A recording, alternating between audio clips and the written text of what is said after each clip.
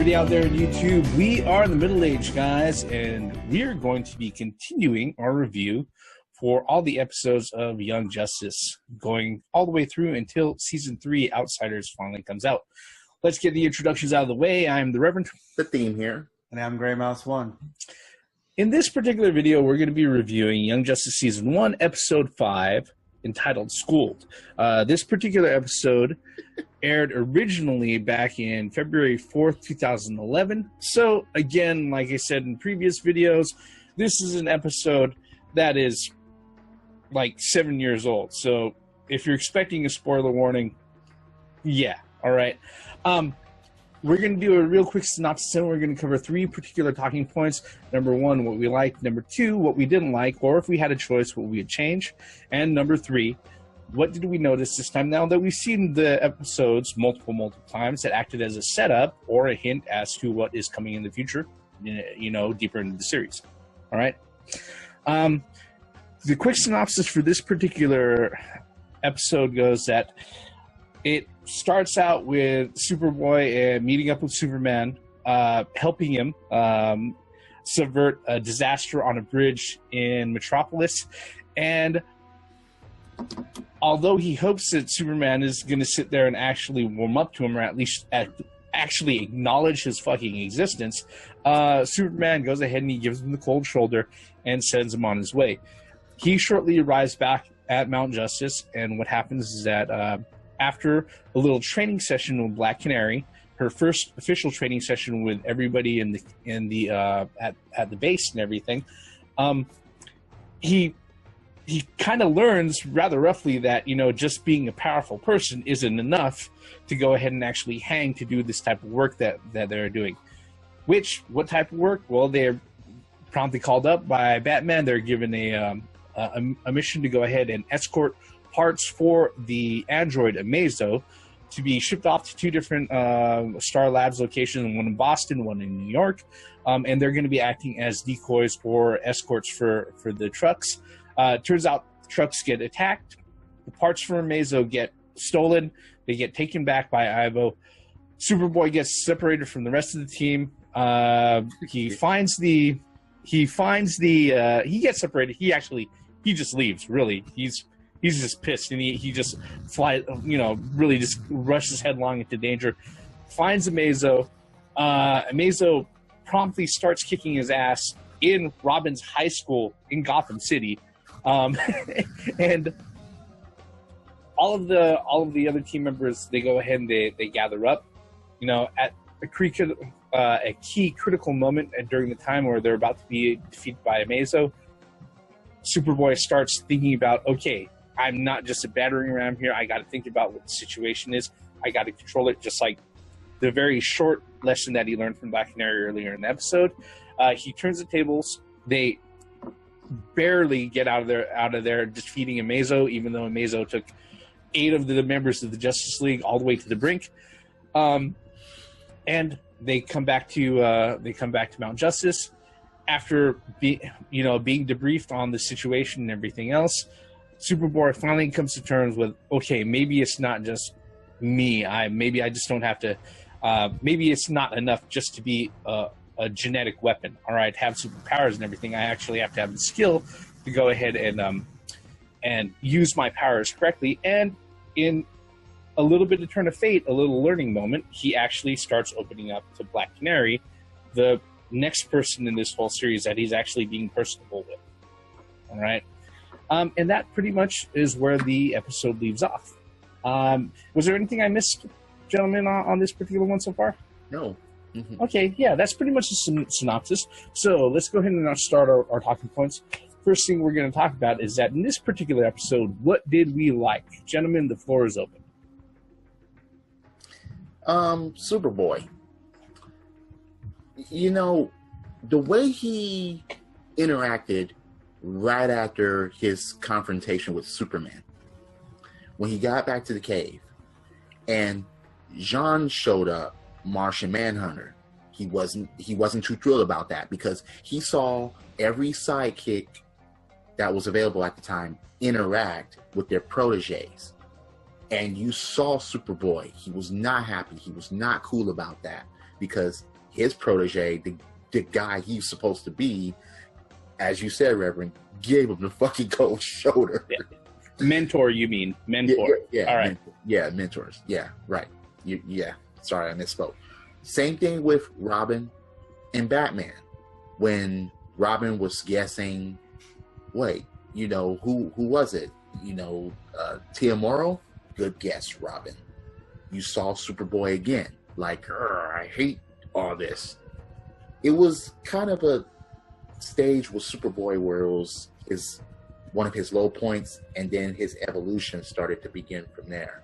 That's one of the things that I picked up on, and that's one of the things I actually like. Gray Mouse, what about you? I was going to make this almost the same talking point, but I like the development of Superboy being that he's finding himself in this episode. I felt how he fits in as a team, or part of the team rather. And like the Reverend said at the beginning, was that he's not just a genetic weapon. Like they said at the beginning of the episode, or episode 1. Genetic weapon, the weapon. And I actually like the comedy in this one was top notch as well. Of course, Robin always has to go into his, take disastrous and change it to that was dis. I feel a bunch of dis or asterisk. Just making up these words. So the comedy was there as well. All the team had a little bit of.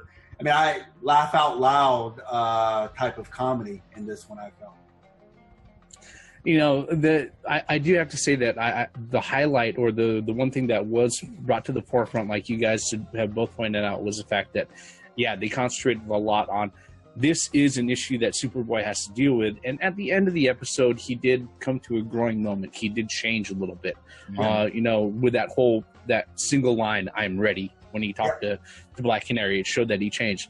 But the one thing that really stood out to me in this particular episode, and it's really funny because maybe I'm just weird, or maybe I'm just an audiophile when it comes to dialogue and stuff like that. But the most intriguing thing in this fucking episode didn't involve any sort of action at all. It just involved Bruce Wayne and Clark Kent sitting in a fucking cafe waiting for food to come. I was going to point that out too. Yeah. Talk. Yeah, from the very beginning, we need to talk. And right after everybody leaves, before Superman can fly off, he puts his hat on his shoulder. He's like, "Wait, I told you we need to talk," right? And he's sitting there and he's giving him the whole spiel. And the funny thing is that it's me reaching for a little bit when Bruce Wayne sits there and says, "Look, I know this comes as a surprise to you. Believe me, I can relate." It kind of hints that maybe he knows about Damian Wayne or something else like that happening, also in his own history or something like that. But when he sits there and he tells them, "Hey, look, how he came about, where he came from, you have to put that aside right now. Mm-hmm. He is here and you have to deal with that." And then Superman, Clark, he's like, "No, I don't need to be around." He's like, "That's what you're here for. I just remind the kid of everything that he's not." And then right when Bruce Wayne says, "Look, the boy needs his father," Clark Kent jumped up. It looked like for a second there, like he wanted to level the whole fucking cafe. It was like, "Fuck this shit. I am out of here. Don't saddle me up with this kid." Yeah, and Clark Kent bolted. It was funny how Bruce Wayne was going to be the almighty voice of reason when it came to dealing with the whole situation with kids and fathers. Yeah, when it came to being a parent, being a father figure. I find that scene very personable, though, actually, because it was Bruce Wayne and Clark Kent, not Batman and Superman. Yeah. So it brought it down to a different level. Like, look, the capes are off. Literally, let's just have a talk. He, believe whether you like it or not, he is your son. Yeah. And then, like you said, Clark Kent's perfect. I mean, Matter of fact, I'll take that. What was it? Dessert. Yeah. Get that dessert to go. That blueberry pie. I'll take the apple pie to go. Thank you. Because the way he stood up and he just got up, it was just done. Yeah. The words hasn't even left Bruce Wayne's mouth yet, and Clark Kent was standing up. I was like, damn, that was quick. Yeah, that was just the instant rejection of the whole situation and the whole conversation. Look, Clark Kent wanted to hear none of that. Yeah, and the thing is about it, it's just like I said, it's really funny because this particular episode had a lot of action. There was a lot of shit going on, but the one thing that stood out to me most is just these two guys waiting for a fucking order at a cafe, talking about random shit, pretty much. I think the opening sequence was very symbolic of what the episode is going to be about, because you have the Golden Gate Bridge, I guess. Well, it's in Metropolis, so it's in Metropolis, whatever, right? You have the bridge coming apart, and Superman on the bottom, and then Superboy comes off the top of it and jumps in there, and you could feel and then afterwards, Superman reprimanded Superboy, Yeah. What if, it didn't happen, but what if it did happen? So there was some friction there, and that set up the whole episode. So I like that part too as well. Sorry to throw that in there. It was that whole part about, I don't know either. Maybe we could figure this out. Maybe you could help me figure this out. And his whole response. It's rejection. It was rejection. Let's not be complete 100% rejection. We don't know the extent of your powers. He's like, well, maybe you can teach me that. Yeah. It was complete rejection. It was rejection of even at that cafe, at that dessert. But it was just the funniest. It was funniest part of the rejection. It's like, wait a second. Okay, wait. As far as you know, he's Kryptonian to a point. Yeah. Who else is going to teach him about Kryptonian things? Yep. Besides you, Superman. Yeah, and they haven't mentioned anything about Kara, Supergirl, at all in any of the series at all. So, I mean, the only other Kryptonian that's left right there is at this moment in time is definitely Superman. But yeah, like I said, does crypto count? Yeah. No. Batman threw out some insults too, man. Talk about Kryptonian heads or little thick. Wait, because because even at the end, there was like complications come with the job, and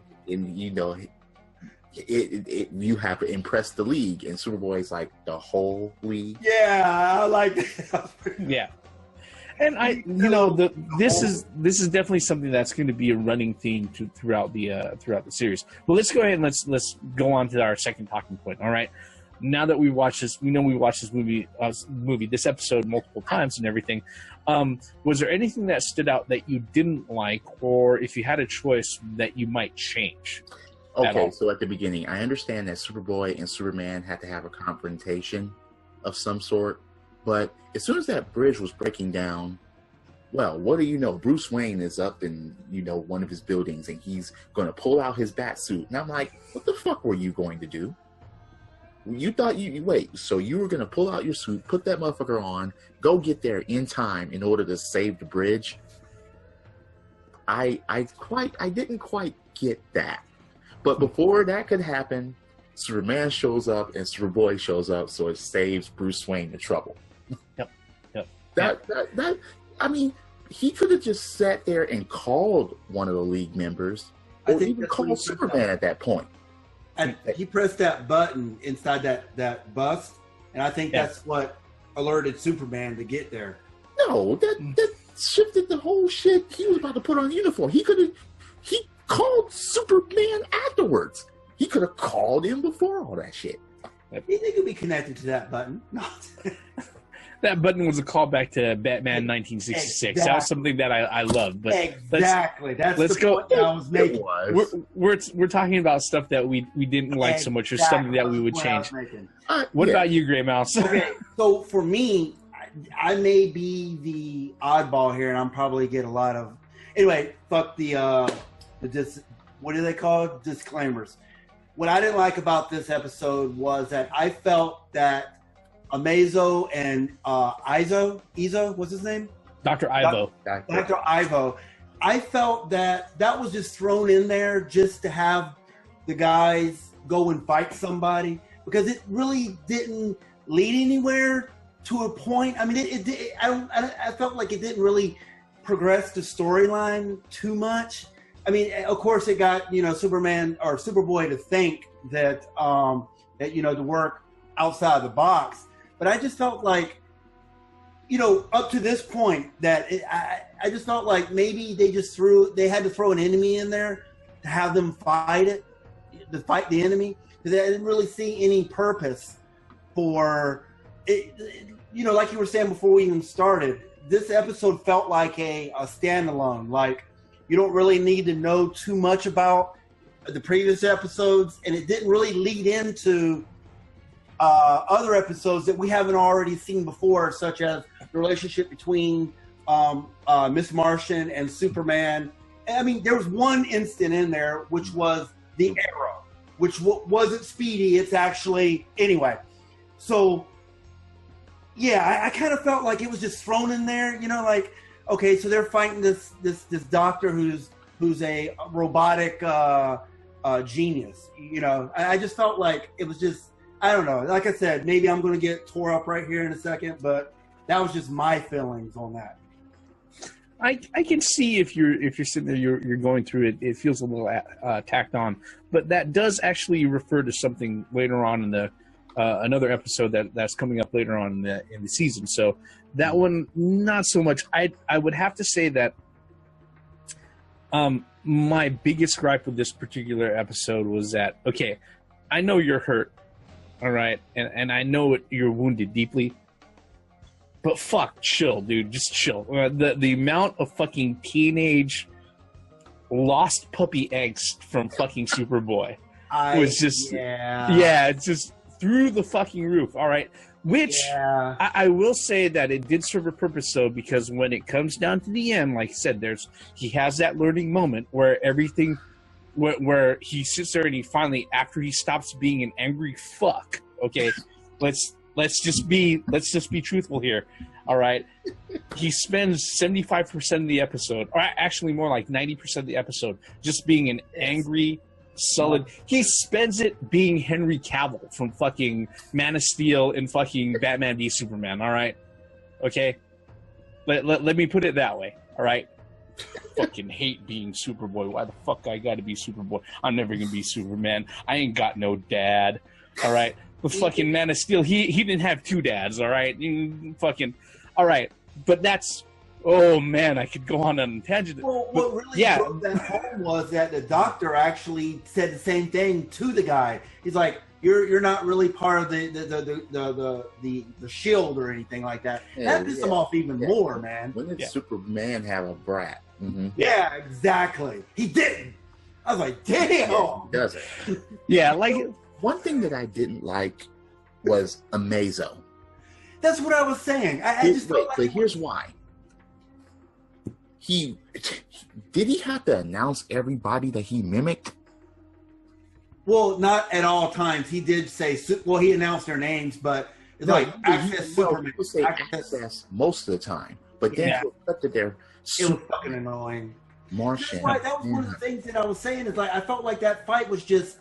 It's there for them to fight. I didn't see any purpose there, except for building, Superboys to have him realize that he is part of a team, that he needs to start thinking outside the box. Like, there was another introduction to the team, because like an arrow goes flying through, saving Kid Flash, and they thought it was Speedy. Well, at first, Robin thought it was Green Arrow. Yeah. But then thought it was Speedy, and that leads up to something else or someone else. Actually, that'll bring us to our third talking point. Okay, now that we've seen this particular episode multiple times, because this particular point is something that we're gonna bring up right now. Is that what sort of thing did you notice this time around that's actually lends itself as a setup or a hint for storylines or other episodes that are coming in the future? That was one of them. The Green Arrow flying through Amazo. we haven't seen the last of Ivo, even though now they're capturing him as high priority. Yeah. That's a couple of the things. Gray Mouse, what did you notice? The building relationship between Miss Martian and Superboy. I actually generally felt that she was concerned, when they were on that mission with opposite, you know what I mean? When was it Miss Martian talking to Aqualad saying that, what's up with him? It's obvious that she's interested in Superboy. It's because she feels what something's not quite right. Flash, dude, just souvenir. No, it's just that he just wants Miss Martian, and she's clearly not fucking interested. He even tried the old girl, man. Yeah, Canary's gonna. Yeah, when he hit on Black Canary, that was actually really funny. I think the one thing that the two things that really stood out, and you guys have already touched on it, was the Arrow showing up, which hints that somebody else is going to be helping the team out. And yes, no, it's not Speedy, and no, it's not the Green Arrow. All right, but it is a protege of the Green Arrow. That's going to join the team really soon. And then the whole thing with Dr. Ivo is that he becomes very instrumental in actually finding Dr. Tio Morrow, who we already know has been tied up with and is deeply entrenched with the Red Tornado and the whole Tornado family, which is something that's hinted at, way into the future. All right. I can't remember whether or not the Light is deeply embedded in actually trying to get a hold of the Amazo technology, though. And maybe that's something I'm remembering incorrectly, but actually, later on, the Light does play a big role into just about everything that's going on. That was because of Volcano, or what's his name?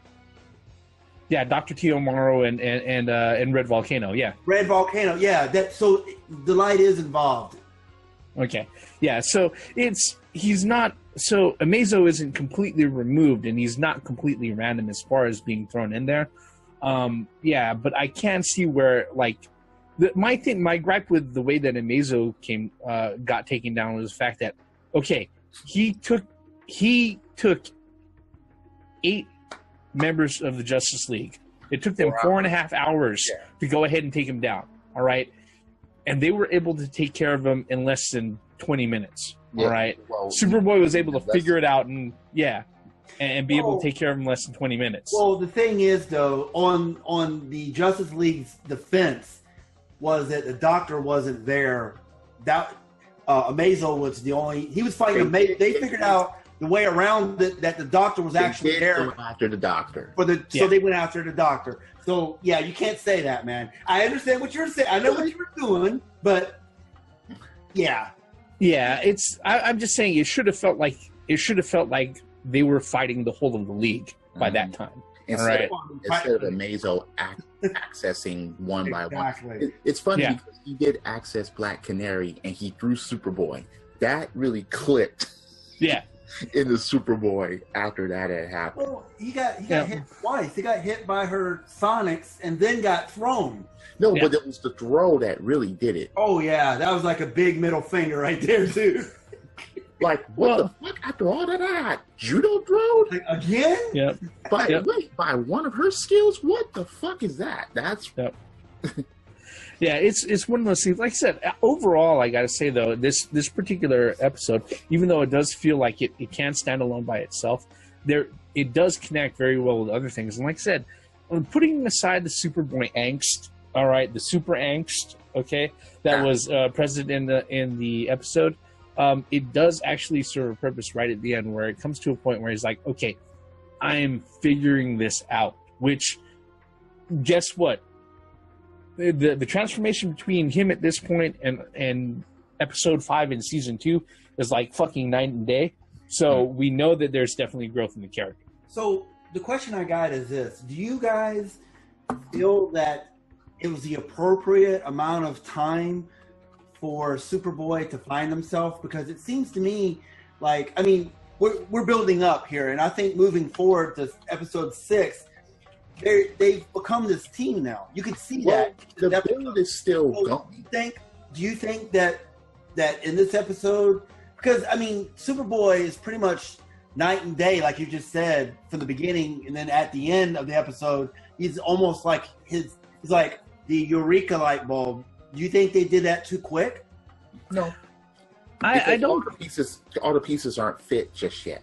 Yeah, I don't think they're doing that too quick for the fact that there's still more than enough episodes for them to fuck up like dumb teenagers. All right, and that's, believe me, we're only on episode number 5 out of what 24 in this particular season. So yeah, there's still a lot of room for them to do really stupid teenage shit.